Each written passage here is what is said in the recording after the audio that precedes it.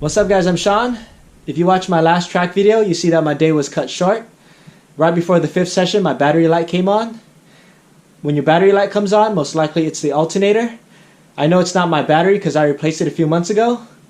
Also on the drive home, my alternator started to smoke, but luckily I made it home 3 hours away.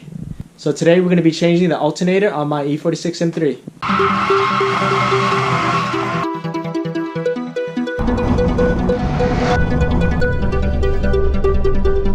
Here's the Bosch replacement alternator I picked up from FCP Euro. And has the same part number as the one I'm removing.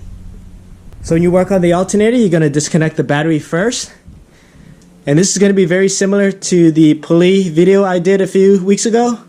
I'm running an electric fan, so there's a lot more room. If you have the stock fan, you're going to have to remove the clutch fan and all the shrouds. Pop off this cover, and that gives you access to the tensioner.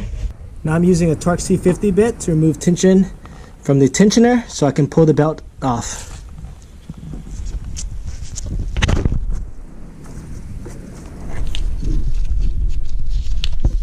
And I removed the AC from my car, so it's a lot easier.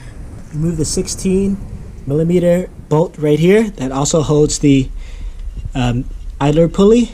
And there's a 16 down here, so there's two 16mm bolts holding the alternator.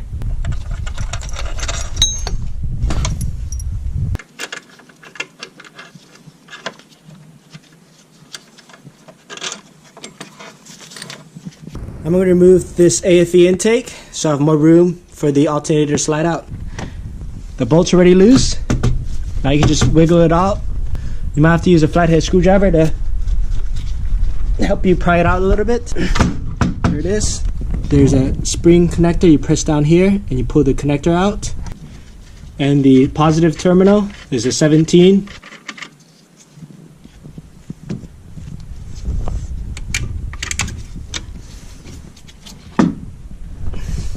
The whole alternator comes out. Here's my original alternator, and here's the Bosch replacement. And I'm going to send this back to FCP Euro because there's a core charge that they're going to refund me. So total is about $150 for the Bosch replacement alternator. Basically reinstall it the way you removed the other one. Positive wire reinstalled, connector reinstalled. Getting the new alternator in might be a little bit tricky. You just have to kind of slowly work it in. Gently tap it with your hand. You don't want to bang on it too hard because you could damage the alternator. And just try to wiggle it, move it around so you can line up all the holes for the bolts. Alternator's installed. I torqued the bottom and top bolt to 28 foot-pounds. And remember the idler pulley, there's a little nub that goes into the groove. So that's lined up. Now we just have to reinstall the belt and put the intake back on. The belt's reinstalled. This is how it goes. There's also schematics online. Alright guys, everything done. The alternator's installed. Normally this is when I would start the car to test drive it, but I can't because I sent my injectors out to get cleaned. So I'll have an injector DIY video out in a few days. Look out for that. Hope you guys enjoyed the video. Please subscribe to watch more. Thanks for watching.